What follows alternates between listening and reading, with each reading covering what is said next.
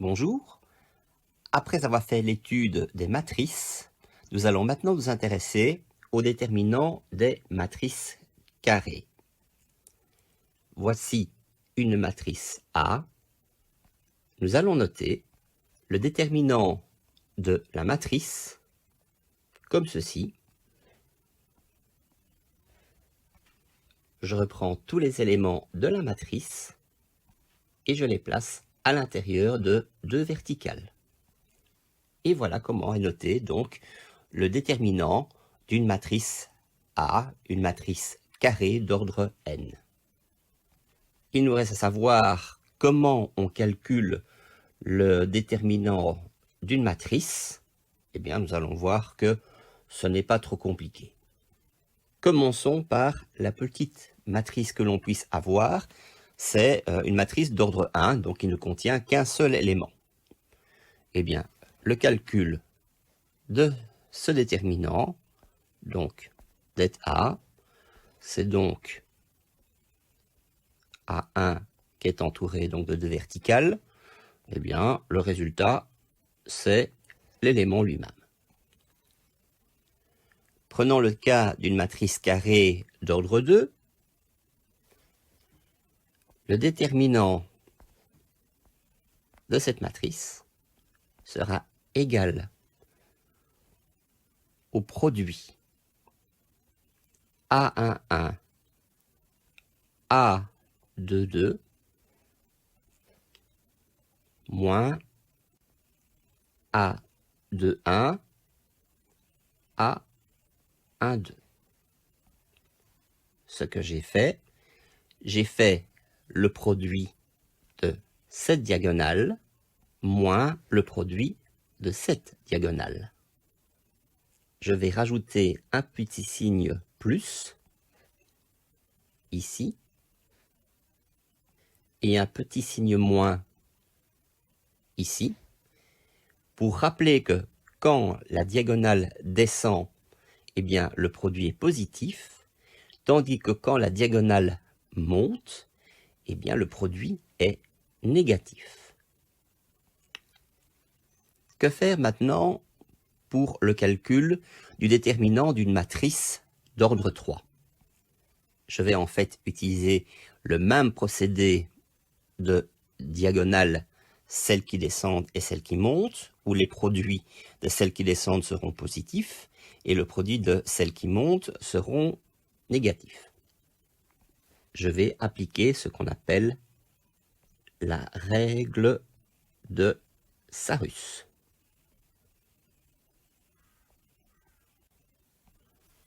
Je veux donc calculer ce déterminant. La règle de Sarus nous explique que pour avoir plus simple, il faut commencer par recopier à côté du déterminant les deux premières colonnes, comme ceci. Maintenant, je vais pouvoir placer mes différentes diagonales.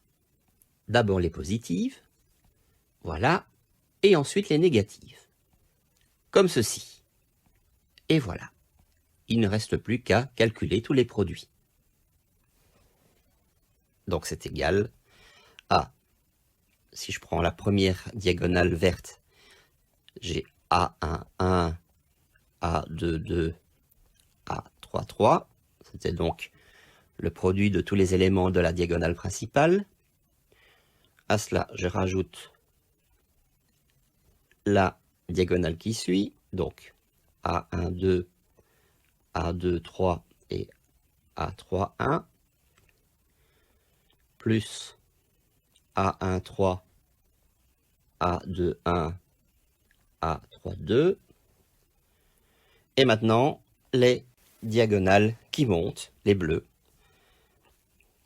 A31, A22, A13, moins A32, A23, A11, moins A33,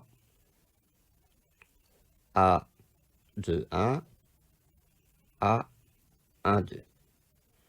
Bien entendu, l'idée est bien de retenir la règle et non pas le résultat final. Il n'y a personne qui a étudié par cœur le résultat que l'on indique tout en dessous.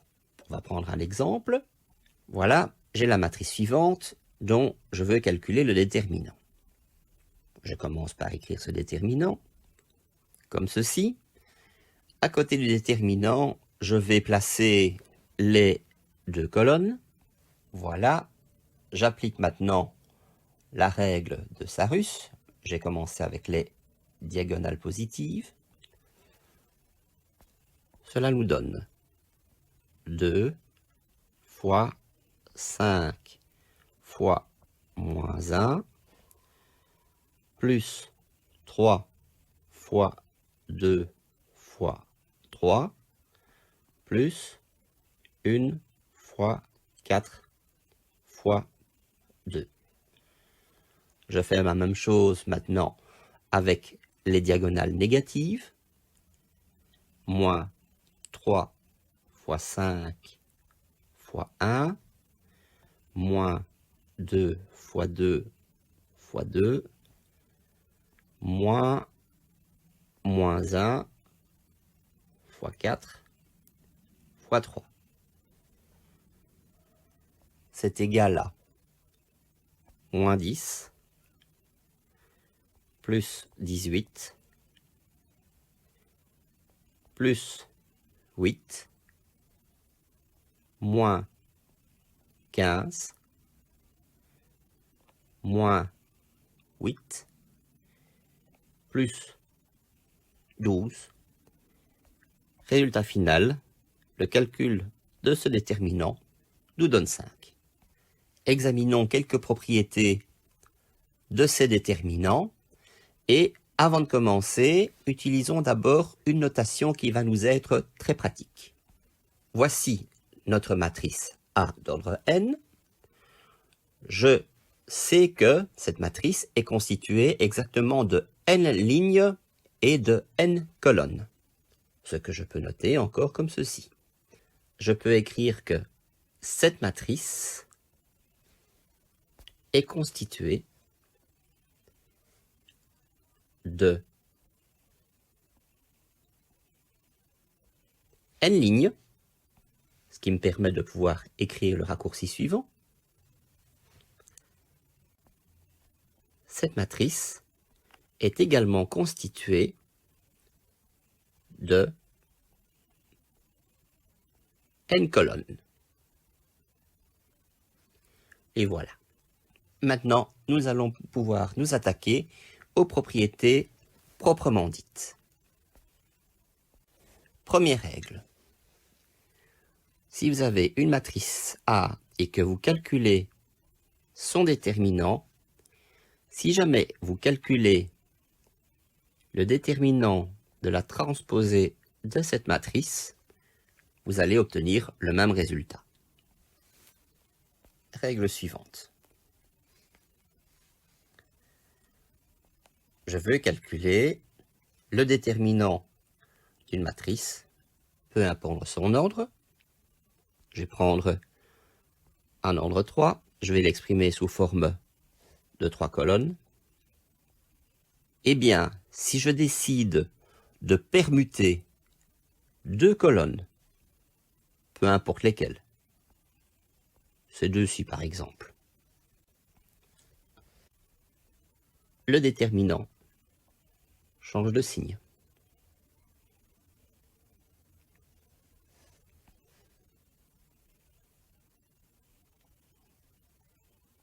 Si je permute encore, eh bien, ça rechange de signe et ça redevient positif. La règle sur la permutation de colonnes fonctionne également sur la permutation de lignes. Si vous changez 2 lignes de place, eh bien, fatalement, le déterminant va changer de signe. Si maintenant, je décide de permuter, je ne vais changer, je vais prendre ces 2 colonnes. Voilà. Pour qu'égalité, il faut que je mette un signe moins devant. Supposons que j'aurai envie cette fois-ci de changer 2 lignes. Donc je permuterai ces 2 lignes par exemple. Cela donnerait le calcul du déterminant suivant. Là encore, pour qu'il y ait égalité, il faut que je mette le signe moins.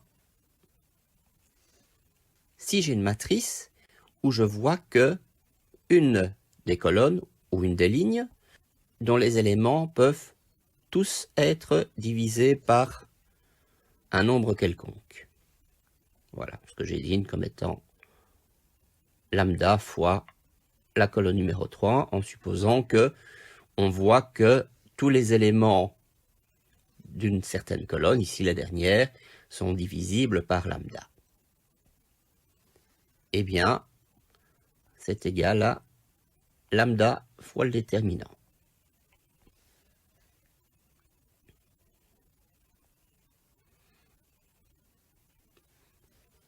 Exemple, voici un déterminant à calculer, et je constate que, en regardant la troisième colonne, tous les éléments sont divisibles par 3.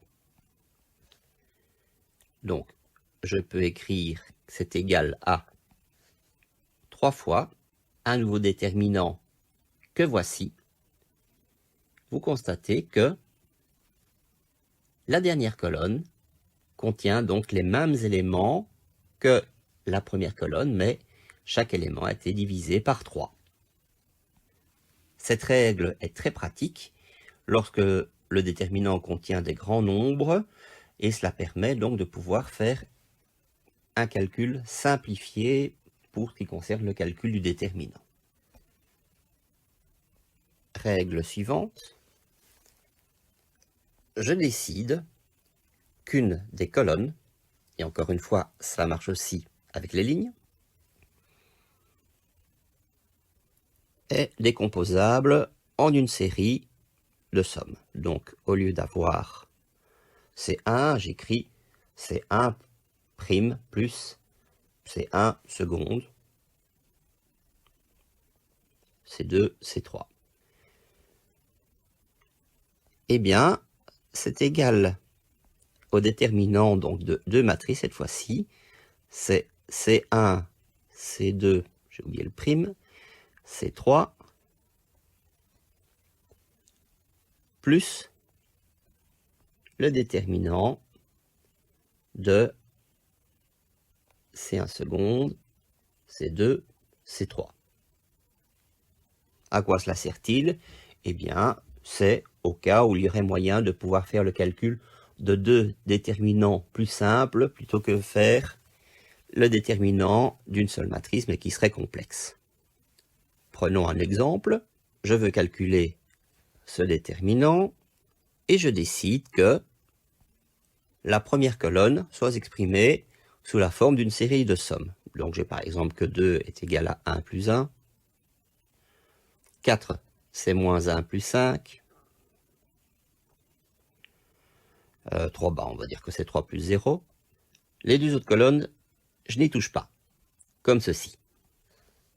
Eh bien, c'est égal à le déterminant 1, moins 1, 3, 3, 5, 2, 1, 2, moins 1,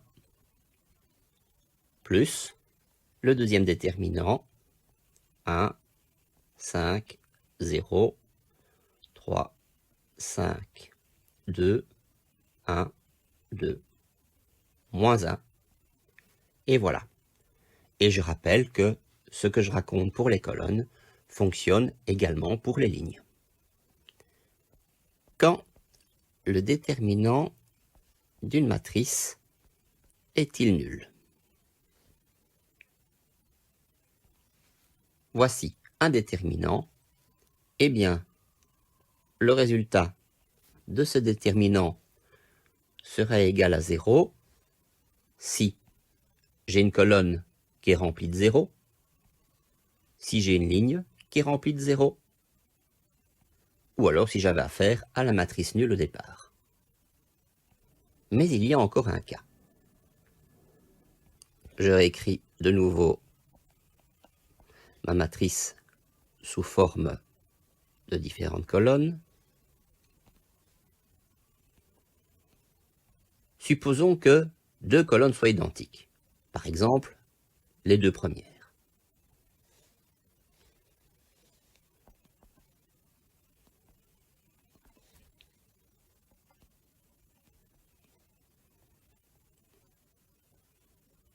À partir du moment où vous avez deux colonnes identiques, où vous avez deux lignes identiques, eh bien, obligatoirement, vous allez obtenir 0 comme total du calcul du déterminant. Supposons que vous avez deux colonnes, ou encore une fois deux lignes, qui sont proportionnelles. Par exemple, la première et la troisième. On va dire que la première, c'est un certain nombre de fois la colonne numéro 3. Bah, du coup, c'est aussi égal à 0. C'est facile à démontrer. On sait que si toute une colonne est un multiple d'un certain nombre lambda, eh bien, ce nombre, on peut le sortir. Ça va faire lambda fois le déterminant C3, C2 et C3. Et on voit donc que la première et la troisième colonne sont identiques. Donc le déterminant est nul. Exemple, calculons le déterminant suivant. Voilà, je vois que tous les éléments de la colonne 1 sont le double des éléments de la colonne 3. Je pourrais écrire que c'est égal à 2 fois le déterminant 1, 2, moins 1, 3, 5, 2, 1, 2, moins 1. Voilà, je vois bien que la première colonne et la troisième colonne sont identiques. Résultat du déterminant 0. À titre d'information, vous calculez le déterminant d'une matrice constituée de 3 colonnes, C1, C2, C3, et vous constatez que la colonne 1 est ce qu'on appelle une combinaison linéaire des autres colonnes. C'est-à-dire que vous avez C1 qui vaut un certain nombre de fois la colonne C2 plus un certain nombre de fois la colonne C3. Vous avez toujours C2 et C3. Si j'applique des règles qui ont déjà été vues, je sais que je peux écrire déjà ça sous la forme du déterminant de deux matrices. C'est égal au déterminant de lambda C2, C2, C3, plus le déterminant de mu C3, C2, C3. Ça, c'est égal à lambda fois le déterminant C2, C2, C3, plus mu fois le déterminant C3, C2, C3. Ce qui me donne lambda fois 0, puisque on a C2 et C2 qui sont ensemble ici, plus mu fois 0, encore une fois cette fois-ci, parce que nous avons C3 et C3 que nous retrouvons là. Résultat, 0 pour le calcul du déterminant. Dernière règle. Si vous calculez le déterminant d'une matrice triangulaire, et aussi bien entendu d'une diagonale, puisque elle est triangulaire deux fois, prenons l'exemple suivant, jouons le jeu et appliquons la règle de Sarus pour voir ce que nous allons trouver. Donc j'ai commencé par placer les deux premières colonnes juste à côté du déterminant. Voilà qui est fait. Je vais placer les diagonales positives et les diagonales négatives. Et voilà, et maintenant je fais le calcul. c'est égal à 2 fois 5 fois moins 1, donc le produit des éléments de la diagonale principale, plus. Alors, je vais faire le calcul directement parce que pour la diagonale suivante, j'ai 3 fois 2 fois 0. Ça va donner 0. Plus 1 fois 0 fois 0. Ça donne 0. Je passe aux diagonales négatives. J'ai donc 0 fois 5 fois 1, ça me fait moins 0. 0 fois 2 fois 2, ça me fait moins 0. Et enfin, j'ai moins 1 fois 0 fois 3, ça me fait moins 0. Ça veut dire que tout ceci, voilà, bah ça servait à rien de le calculer. Il suffisait tout simplement de calculer le produit de la diagonale principale. Et c'est tout. Donc voilà, lorsque j'ai affaire à une matrice triangulaire, si je veux calculer le résultat de son déterminant, eh bien je n'ai qu'à calculer le produit de sa diagonale principale et rien d'autre. Voilà. Je voudrais définir ce que sont les mineurs. Je vais directement partir d'un exemple. Je vais prendre une matrice grand A. Voilà. J'avais dit que j'allais prendre un exemple. Le voici. Je vais prendre la matrice 2, 4, 3, 3, 5, 2, 1, 2 et moins 1. Donc on est d'accord pour dire que par exemple, l'élément A32 est égal à 2. Ce que je vais appeler le mineur MIJ, ce sera le déterminant de la matrice A, mais dont on a retiré la ligne I et dont on a retiré la colonne J. Donc un exemple, si je prends ma matrice A et que je veux calculer, par exemple, M23. Je regarde ma matrice en haut à droite. L'élément A23, c'est celui-là.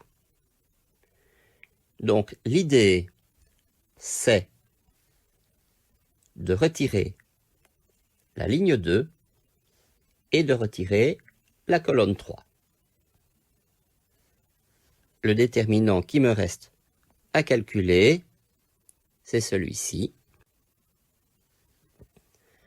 C'est le déterminant 2, 3, 3, 2.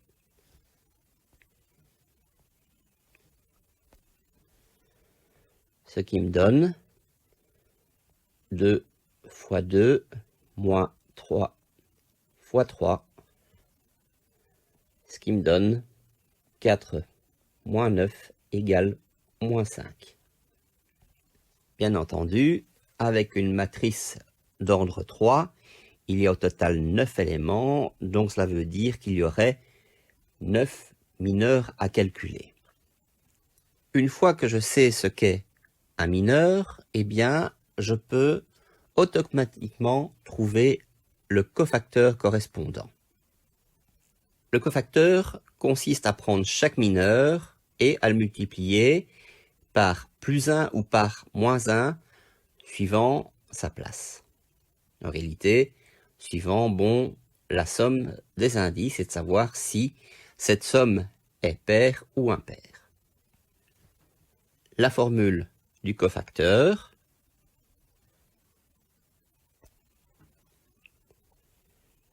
grand A IJ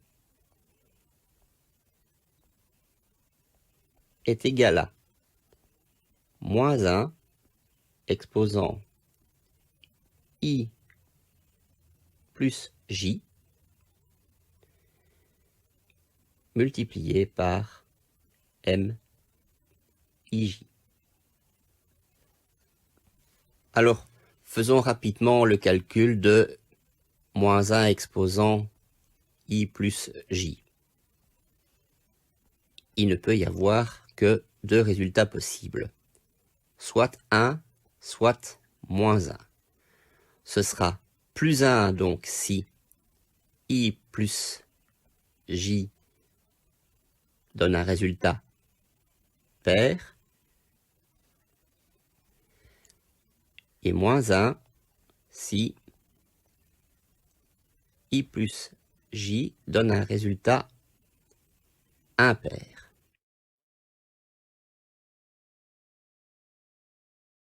Il y a moyen de représenter cela à l'aide de ce qu'on appelle la matrice de signes, qui est une matrice qu'on peut comparer à un damier.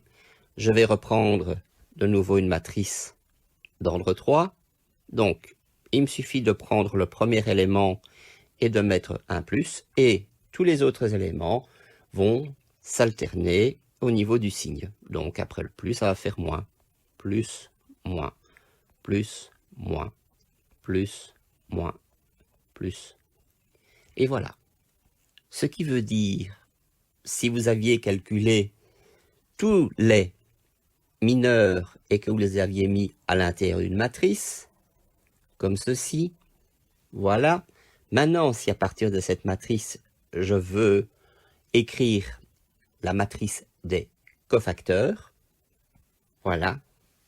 Si je veux écrire une égalité entre ces deux matrices, il faut que je rajoute tous les signes moins aux bons endroits, comme ceci.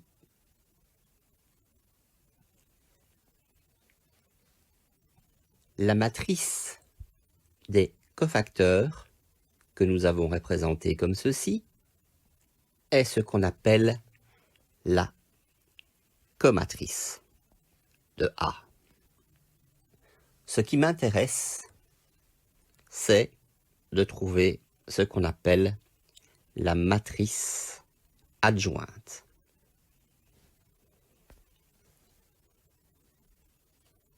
Ce que j'appelle la matrice adjointe de la matrice A, c'est la transposée de la comatrice de A.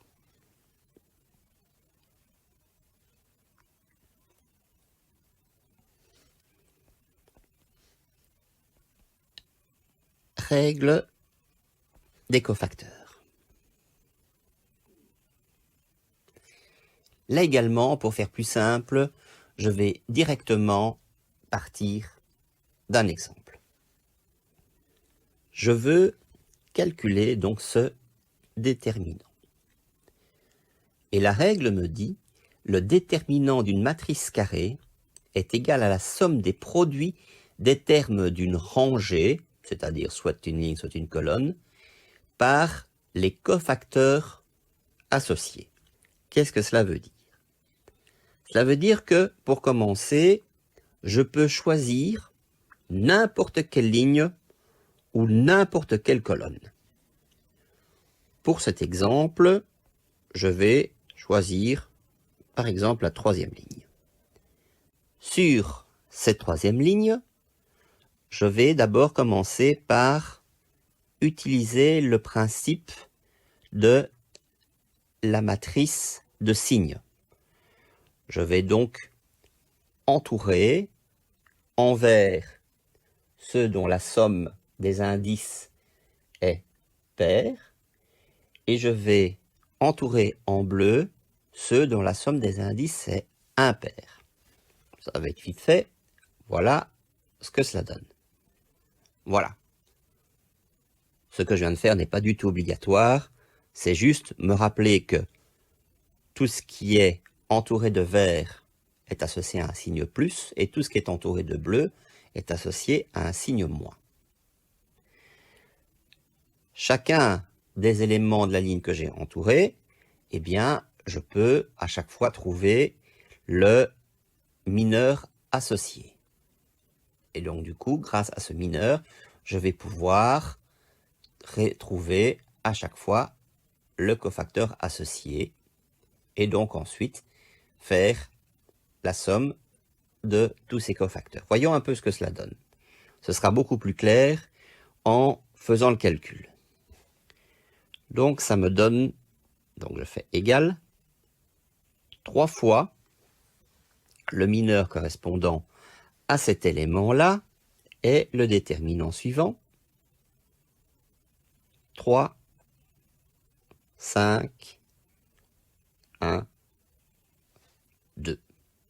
Voilà, je vais m'occuper du cofacteur suivant. Donc, je regarde le 2 qui est entouré de bleu. Comme il est entouré de bleu, le signe change.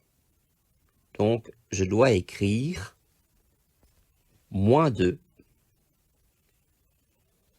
fois son mineur. 2, 4, 1, 2. Il me reste le moins 1 qui est entouré de vert. Comme il est entouré de vert, il ne change pas de signe.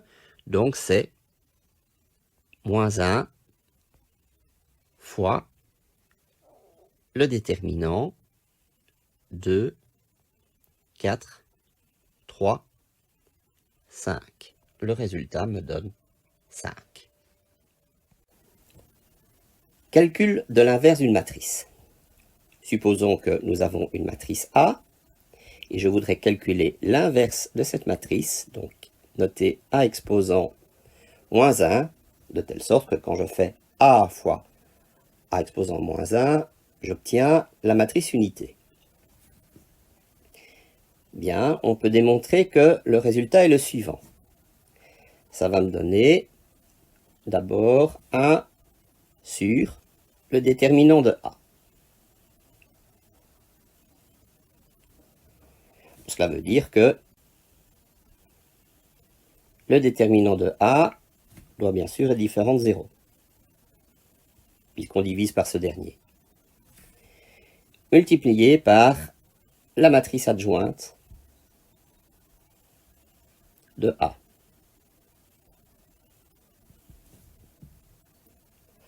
Ce qu'on peut encore noter comme étant égal donc à l'inverse du déterminant, que je peux encore noter comme ceci. Voilà, multiplié par la transposée de la comatrice de A.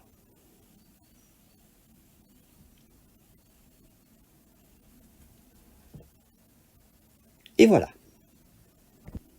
En algèbre linéaire, c'est une formule très importante et essentielle.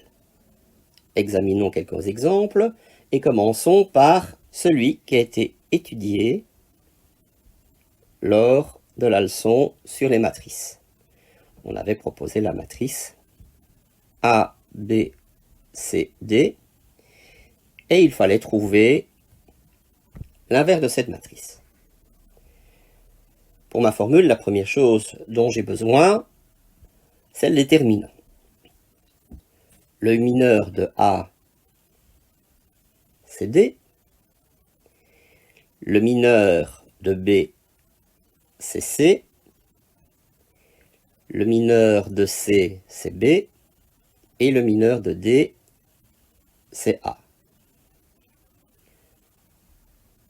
En fait, ce que j'ai fait, c'est juste permuter A avec D et permuter B avec C. Mais ça ne suffit pas, il faut donc changer de signe le C et le B. Voilà, pour ce qui est de la matrice adjointe, il me suffit simplement de prendre la comatrice et d'écrire sa transposée. Donc, la ligne D-C devient la colonne D-C et la ligne moins BA devient la colonne moins BA. Et j'ai donc fini pour écrire le résultat de la matrice inverse de A, il me suffit d'écrire 1 sur AD moins BC, multiplié par la matrice adjointe, D moins B moins C A. Et c'est le résultat que nous avions déjà obtenu. Exemple suivant, prenons la matrice suivante. C'est une matrice carrée d'ordre 3. Je vous ai trouvé l'inverse de cette matrice. Le déterminant, pas besoin de le calculer, nous l'avions déjà fait.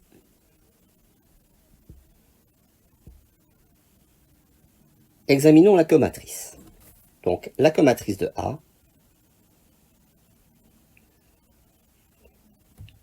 va consister à rechercher les différents mineurs avec le signe correspondant à son emplacement.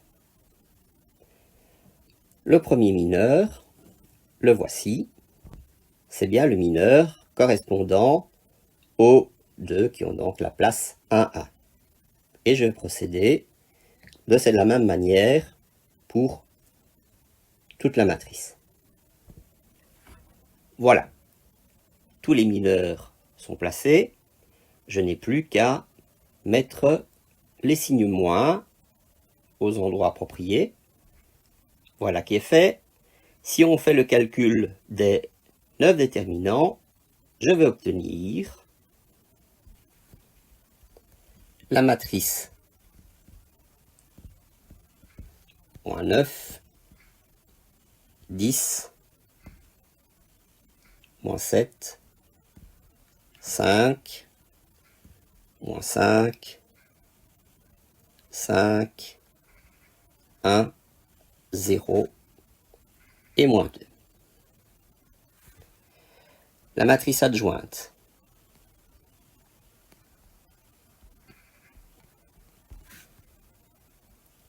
C'est la transposée de la matrice au-dessus. Donc, moins 9, 10, moins 7. 5, moins 5, 5. 1, 0, moins 2. Et voilà, le travail est terminé. Que vaut A exposant moins 1? C'est 1 sur 5 multiplié par la matrice adjointe. L'exercice est terminé. Fin de cette leçon.